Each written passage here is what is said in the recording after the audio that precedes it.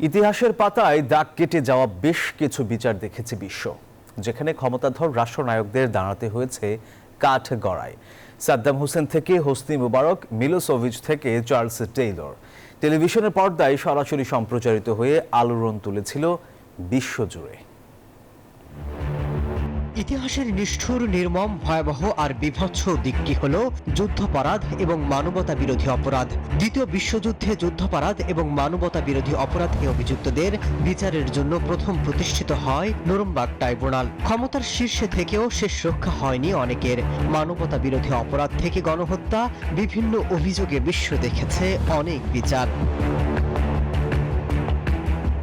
কুর্দি গণহত্যা এবং দুজাইল গ্রামের 148 জনকে হত্যার দায়ে অভিযুক্ত হন ইরাকের সাদ্দাম হোসেন। ইরাকি বিশেষ ট্রাইব্যুনালের সেই বিচার দেখেছিল গোটা বিশ্ব। 2006 সালের ওই দিনে ফাঁসিতে ঝুলিয়ে তার মৃত্যুদণ্ড কার্যকর করা হয়।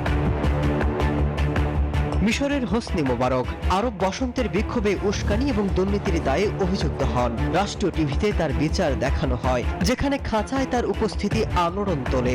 পরে তিনি মুক্তি পান।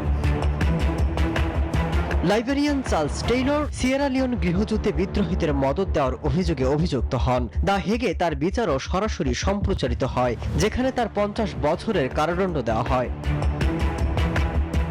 নাৎসি কর্মকর্তা অ্যাডলফ আখাইমান ছিলেন হলোকস্টের অন্যতম হোতা। 1961 সালে ইসরায়েলে তার বিচার শুরু হয়, যা রাষ্ট্রীয় টেলিভিশনে সরাসরি সম্প্রচারিত হয়। পরে তার মৃত্যুদণ্ড কার্যকর করা হয়।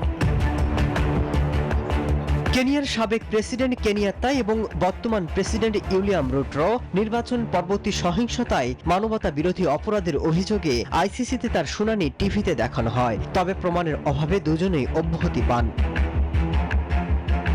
এই বিচারগুলো শুধু ব্যক্তিবিশেষের শাস্তি নয়, বরং বিশ্বজুড়ে স্বচ্ছতা, জবাবদিহিতা আর আইনের শাসনের প্রতি মানুষের আস্থাকেই তুলে ধরে, প্রমাণ করে কেউ আইনের ঊর্ধ্বে নন। মাসুদ রানা, নিউজ 24।